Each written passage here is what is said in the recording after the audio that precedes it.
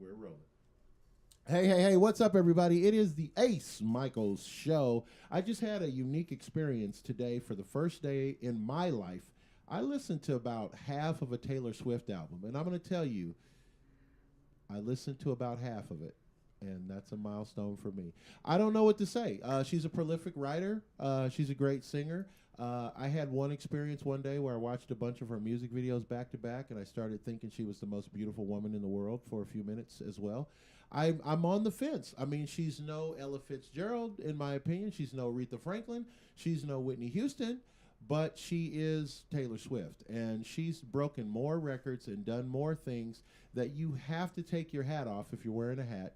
Give her credit, because that's hard to do. To be in this industry as long as she has and do as much as she has is a real, true, rare thing. You just don't see people kill it like that.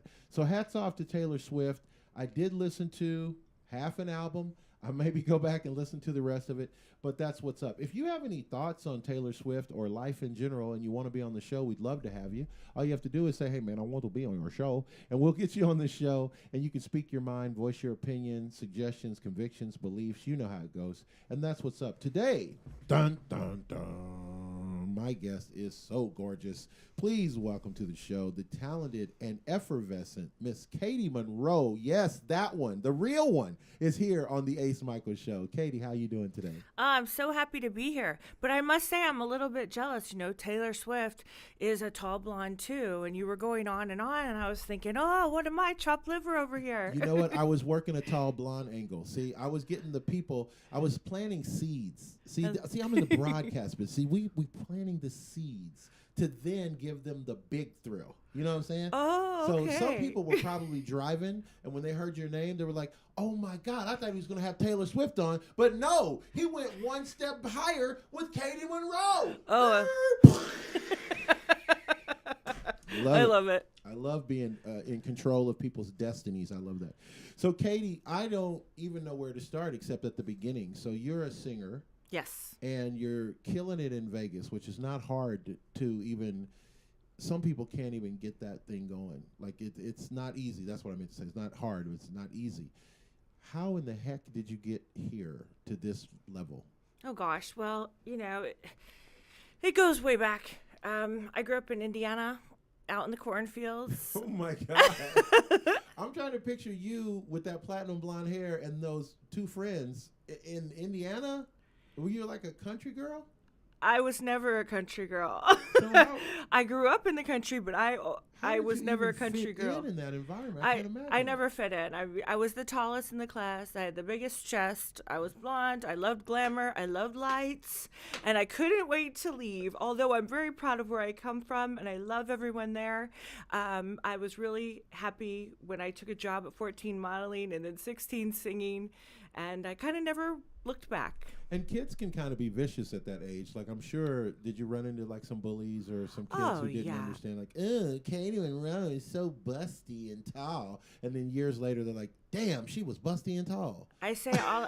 I know. I say it's funny. I have an OnlyFans, okay? Oh wow! And I actually have elementary school guys that are my OnlyFans that I went to elementary school with, and it's so funny because I did feel like the ugly duckling.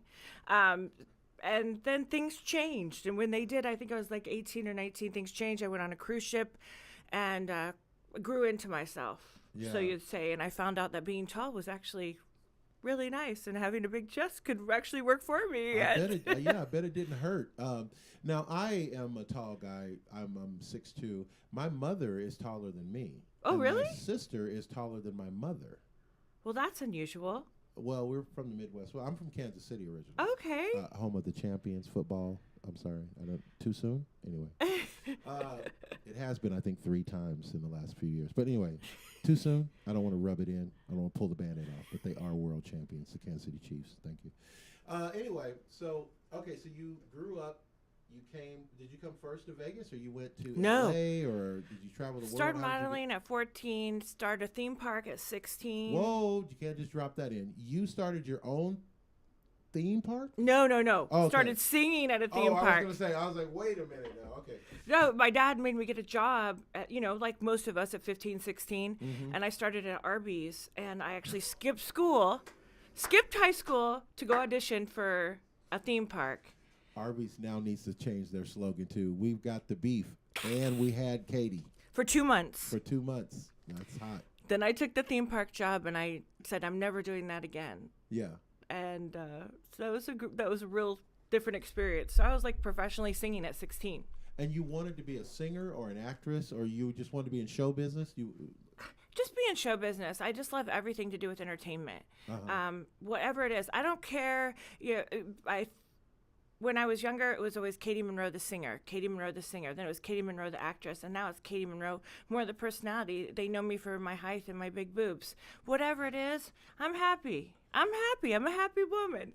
Well, since you're comfortable talking about your boobs, and it's so bad. I'm such a guy. Like, you just explained like a whole resume of valid entertainment things that you've done, and I'm like, well, let's talk about these boobs though. So I love my boobs. I'm fine with that. So are your boobs enhanced, or they're your boobs? Well, I was a 36H, and last year Oh my God, me too. I That's made nuts. yeah, That's right? so crazy. Wow, Small well, we can world. share bras, you know. Mhm. And last year I decided to go a different route. So I did implants, and I'm 36G. Wow. A perky 36G. And you're a married gal. So Yes. your husband, Mark, who I met in the lobby, he's an awesome guy, good-looking, handsome guy. But I'm sure that initiates some ballroom fights and stuff when guys, I mean, you get a lot of attention, I would only imagine, right? I've always gotten a lot of attention, more than I ever needed or could handle. So I feel I'm really lucky that way. But Mark is like, my husband is very, very chill and cool. We've been married a year and a half, and he's just happy to see me flourish and be my authentic self.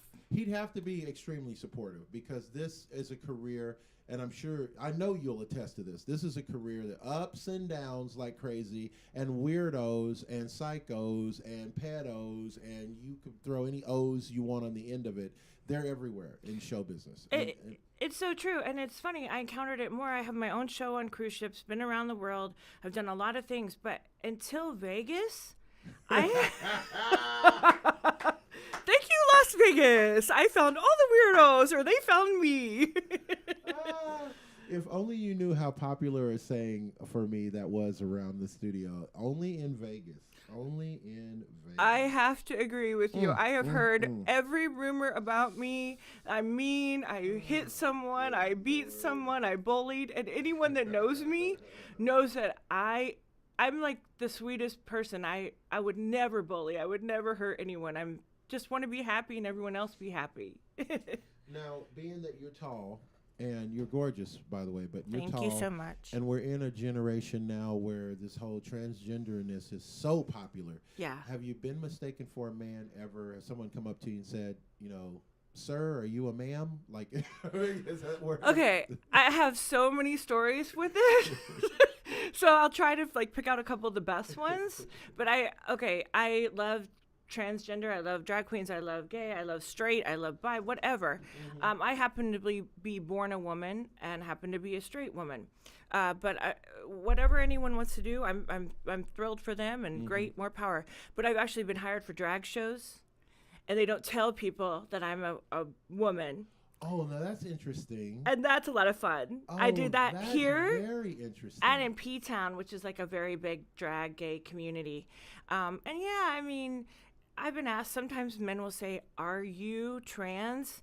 And I'll say, "No, I'm sorry, I was born or I'll say, "No, I was born a woman." And they will have this disappointed look on their face. And I'm like, "I'm sorry." And I find myself saying, "I'm sorry." And I'm like, "Why are you saying that, Katie? You're apologizing for being born." Listen, only in this generation do you have to, okay, so I've got this friend, Dave. Okay, and Dave and I, we do some business together sometimes. It doesn't matter. The point is, Dave's a guy, and I'm a guy. So we went to a meeting together one time, and Dave was parking the car. I went in to greet the clients and talk to them. And so I said, well, just a minute. Let's wait till my partner Dave gets here. And they were like, oh, okay. So now I got to explain. Dave, I will never ask a woman how old she is, but I would presume that you and I are in the same general area. So you would understand someone from the late 80s like Val Kilmer and how handsome Val Kilmer was. Yes. And his look. Yes. Right, with the spiked hair and the whole 90s sunglasses. Absolutely. Okay, so Dave was like a mirror image of Val Kilmer. Okay. Okay, he's a good-looking white dude, right? So we're talking at the meeting, and Dave comes walking in and says, "Oh, here's my partner." So the meeting whole tone shifted then, because they thought Dave and I were gay lovers. Your and they partner. were like, "Oh, your partner. Well, you two look really great together, and you two." And I said, "Whoa, wait a minute. We're not that types of partners. What do you think we're? No, me, Dave? No." But the world has changed, and again, I'm in the same boat with you. Like I love my homosexual friends, I love my Latino friends, I even love my Republican friends, but not in that way. But anyway, I accept and love everybody. But we are in a different generation. Like, did you know that the new Superman film is being cast? And the new Superman is in the script is going to be a bisexual man. For the first time in the history of super comics, Superman and Batman in the comics is going to be gay in the new Batman series, and Superman is going to be bisexual, at least bisexual. I think it's great, and I know I can't remember her name, but there's a trans that's a playmate. Of the month. I think that's great, and trans are in the pageants and winning, and I just think it's fantastic. Our Miss Nevada recently, in the last few years, was a transgender woman. I don't know if it's correct to say transgender woman or transgender man, but transgender person was either. Miss Nevada just like 2 years ago. So that blew my mind. I just think it's the most important thing, and I struggled with it for many years, to live your authentic self, whatever that is, because we only have one life. So and there's only one of us on Earth. So you might as well be your best self, right? Yeah, absolutely. Now, I also want to say this, too, though. You are a very good-looking woman, and you fit a particular stereotype for me. Thank you. You have beautiful blue eyes, and you have the blonde hair, you have the full, luscious lips, and a great body. You kind of could remind me of Christina Aguilera-esque kind of vibe, but then you got Katie Monroe's vibe, which is even more important, because Christina's doing her thing, you're doing your thing. She's short power, and you're long, tall drink of water. So my question is, has your looks gotten in the way ever of you getting a job? Like, was there ever an opportunity that you walked away from and you knew, oh, they didn't hire me because of my looks? Absolutely. 100%. Really? Absolutely. I really appreciate that comparison. I think Christina Aguilera is amazing. She's something. I have been compared to her or assimilated with her and many times, actually. She's had an amazing career, so good for her. Right. But yeah, there's been many times. I definitely like the blonde bombshell thing. That's what I like. And so that's how I present myself to the world. But I've done like Broadway tours and played different characters, and I can morph into different things. And a lot of times people want to put me in that stereotype of that I can only be a blonde bombshell, which is a wonderful thing, but it also can work against me because I'm so much more than that. Right. And that's where people fall short, because you can be a lot more than certain things. Like, I had well, you'll hear the show eventually if you listen to our show. We had a film director in yesterday, and she's a popular lady here in Vegas. She's done a couple films. She just made a horror movie, and she said, well, there's going to be a sequel to the film, and Ace, if you're interested, she goes, I can totally see you as a mutant. And I was like, I didn't take offense to that. I was like, well, you know what? I can see your mama as a mutant. But anyway. Yeah, I can see where you might take that. So I was like, okay, well, I guess that works. But, in this industry and in life in general, people do typecast you. They look at you and they go, and I wondered if people would think, okay, you're so sexy, that they would think, well, you can't really be smart, too. Because, come on. They think I'm a porn star. Everything? They think I'm a porn star, and they think that they have no idea that I'm like an accomplished singer, that I studied for 10, 12 years, that I've traveled the world singing. They have no idea. They just want to dismiss me as a porn star. I'm not a porn star. Not that I'm against that either. Right. She's like, I'm down. Hey, $20 is $20, That's man. right. Come on. We can talk about that. So, and that's a true thing that you just brought up, because so I research my guests a little bit, because I don't want to know too much when we do the interview, because it's redundant for me to ask questions I already know the answers to, right? So when I looked you up, I saw that I was obviously like, she's a model. I get it. Okay. So then I looked and I saw some live performance clips, and I checked them out. And I have to be honest, I'm a transparent guy. I was actually very, very amazed. Like, this girl can sing. This girl can perform. She knows how to work the stage. And that's not my usual experience, especially with Las Vegas singers. There's been a lot of people I've seen. I'm not picking on anybody at Fremont Street. I'm just saying they might be performing at Fremont. They might be performing at Caesars, you know? And these are top venues. But I go and I see them, and I'm like, well, I get it. I know why she got booked, but she ain't all that.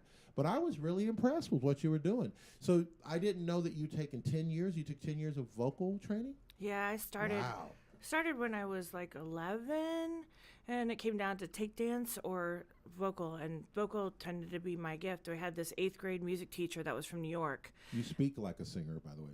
You have that singer's, like you can tell singers have this kind of voice like this when they're on. Oh, really? Yeah, singers have that like kind of raspy developed Well, I've voice never like been told that. Yeah, so you speak like a singer. I love it. That's great. Yeah. It's been my livelihood for many years. And I took a cruise ship right after high school.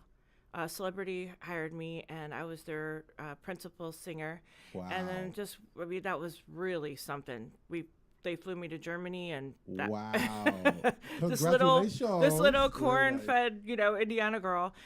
And then it morphed into my 30s. Royal offered me my own show on a 6-star cruise ship, and it was called. I presume that's better than a 1.5 star. I don't know what the stars represent. 6 stars, the absolute best that you can do. Top of the line luxury. Because it could have been 6 out of 20. You know what I'm saying? Like, I don't know what it was. I figure I better ask before I nod. 6 out of 6, baby. And wow. They said you're going to Monte Carlo, Saint-Tropez, Turkey, Thailand. You're going all around the world. That sucks so bad. Yeah, right? It was a tough life.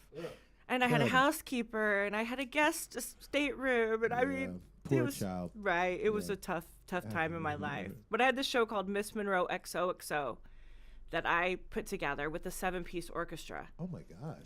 Yeah, and did it all around the world in my 30s. And now, so let me ask you let's go back to your trajectory and from the beginning, right? Now, were your parents encouraging this lifestyle for you, or were you one of those kids where you had to leave home and become famous and they still don't even know what you're doing out here? Well, my parents raised me Nazarene. Okay. And I would say the most comparative religion would be like Mennonite. Mm-hmm. No makeup, no dancing, no anything. Completely opposite of that. Yeah. Right. But luckily, my grandmother Monroe, because it is my real name, she was very, very open-minded, and my dad is very open-minded. So when they saw me flourishing, they encouraged me, but they were not stage parents by any means. When I did things, they weren't always there. I was a little envious of some of the kids that their parents were always encouraging them and pushing them. My parents didn't push me at all. If anything, they probably wanted me to be more simplistic or something, Yeah. But I was just kind of born to stand out. Are you the only child? I have a younger brother, and he's quiet. Really? He's so not quiet. In show business. No. He's not trying to do anything like that. No, nothing like that. But I have a cousin that is in a band called Integrity that tours all over Europe for many, many years, and a country singer in the family that's in Tennessee. So it definitely does run into the Monroe side. Very interesting. And then I would think, too, now, sometimes, I'm going to make this statement. Some people are going to be pissed off about it, but I don't care. But Christian people freak out sometimes about things. Like for you to be someone who loves God so much and God gives you all this talent, your talent comes from God. Absolutely. But sometimes Christian people be like, well, God doesn't want you singing in a dress like that. It's like, I don't think God is a fashion conscious type of people. Like God gave you the ability to thrill these audiences for a reason. Just, you're out there to present the message and present the lifestyle that encourages other people to be free. But a lot of times Christian people, they really get bent out of shape about how you look and how your show might be kind of sexy.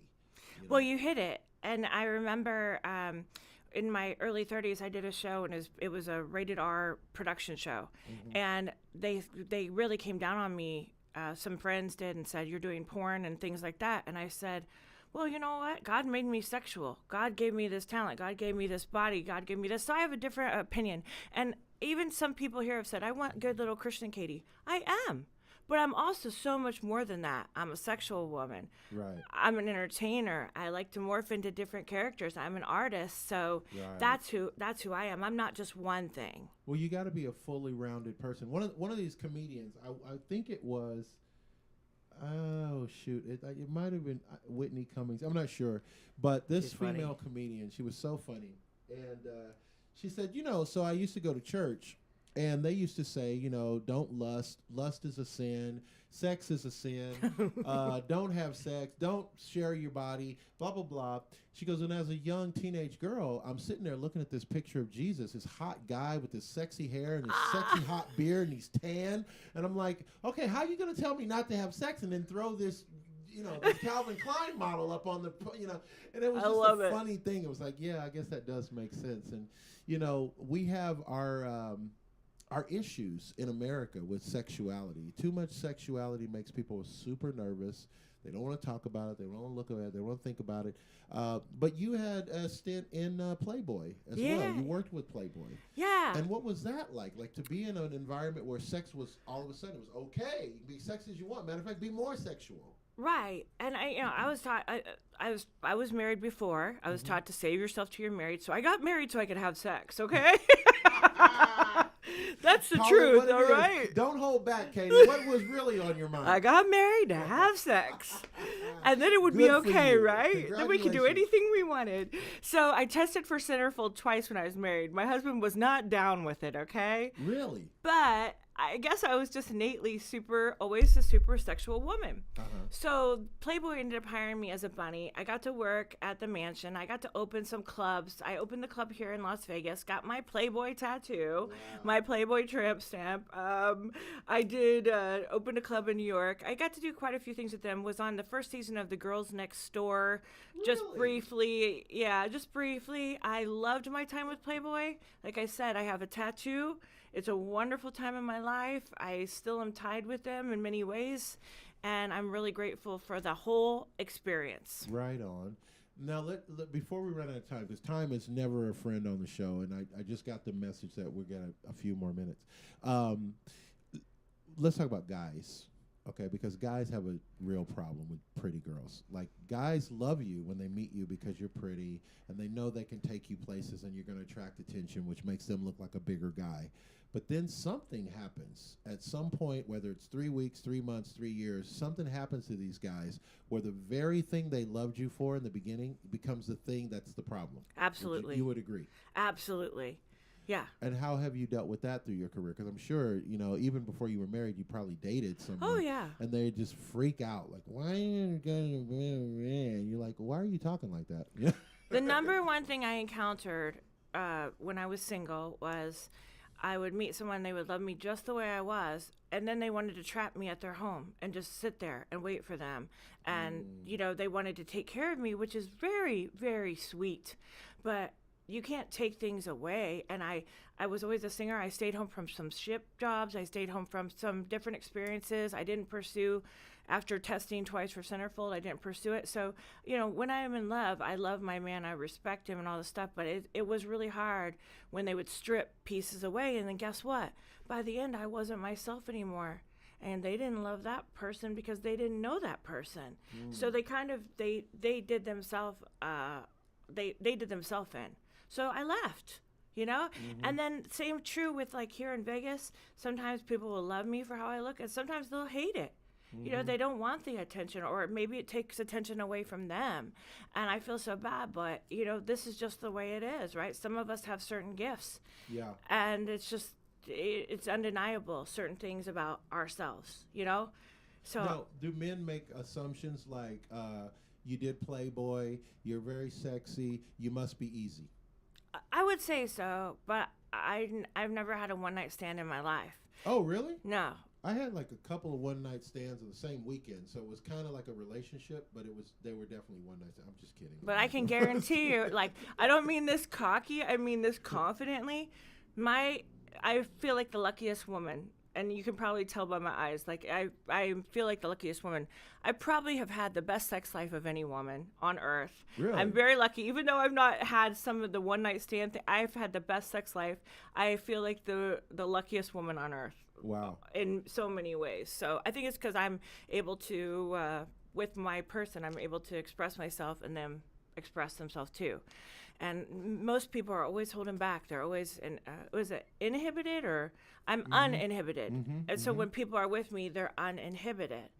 And I feel like that might be like a gift I have. And I'm glad. I'm so glad, because if you can't share that with your partner, your sexual partner, then who can you share it with? Yeah, I believe that's true. So before we run out of time, let's talk about then women. We talked about men. Let's talk about women. And I'm just curious if you can give us, I would say maybe 3 to 5 things that from Katie Monroe's experience in show business, out of show business, being a voluptuous, beautiful woman all your life, what would you give as advice to women who are starting off, and that women that want to ultimately pursue the same type of career that you have? What would you say to them? Oh, that's okay. I'll try to like make points with that. First, be very certain. It takes a lot of work. It's not something that happens overnight. People say, I want to look like you. It's something you have to start really early on. I remember doing the Cindy Crawford workout videos when I was 12 years old. My parents did braces, always working out, always dancing, always working on self-improvement, and always taking the beauty thing to extreme, not having the food, not having the alcohol, not having the drugs, not having some of those things, getting to the gym. So be really certain that you're going to be disciplined about it, because it doesn't happen overnight. It takes a lot of time, even surgical, however. And then also be kind, because I've always operated with kindness, and no matter how anyone's treated me, I've been professional and operated with kindness, and I think that's carried me all of these years. Oh, wow. Even if it didn't feel like it was going to work out for me, it always comes full circle. That's excellent. Any other tips? Let's see. Don't give up. When you have a lull in your career, just keep at it and keep the faith. I have my insecurities, and there's been so many times people said, aren't you going to stop and have kids and do this? No, I'm never going to stop. Never. My role may change, but I'm never going to stop. So don't give up. I can't close the show stronger than that. Katie, how do we stalk you on social media? That's our next goal. We need to follow you. We need to sleep in your bushes. You know how we do. So wait, I don't have a bush. Oh, wait, you're talking about something else. Snap. Whoa. The carpet don't match the drapes. Oh, snap. There's no carpet. No way. I'm Tall Blonde LV on OnlyFans. Tall Blonde LV on OnlyFans. I'm Miss Monroe, XOXOXO on Instagram. That's 3 XOs, Miss Monroe. And you can find me on Facebook. I'm getting ready to launch a new website. And I'm also, if I could touch base, please. I have a producer, and we're working on an album for the first time. I did see that you were starting some new music, and I didn't know if you were going to make a whole album. I did see that one of your posts was mentioning that you were working on some stuff. So I'm going to squeeze this last question in. So since we're going to talk about your music real quick, tell me, what is Katie Monroe's favorite Katie Monroe song, and why? My favorite song, like to my life? To your own taste. What is Katie Monroe's best song? Back in Black. Back in Black. AC/DC. Yeah? Yeah. And what is it about that song that you love? Back in Black, hit the sack, been to hell. Yeah, everything about it just talks about a comeback, It's a bad mother, You can say it. Bad motherfucker, So anytime I feel like down or anything, that's right, I'm back. Don't forget about me, I'm back. But not only, I'm back in black. I'm strong. Right. And that has so many implications too, because you can be back, but be back in the red. Yep. But wouldn't you rather be back in the black or white or yeah, this? Exactly. No, I'm coming back, and I'm coming back strong. Yes, that's awesome. Hey guys, it's Katie Monroe on the Ace Michael Show today. I've been blessed. This is going to be a great day, and you know how to follow her. Listen, you know what I say at the end of every show: live the life you love. Love the life you live. Thank you guys so much for being a part of the show today.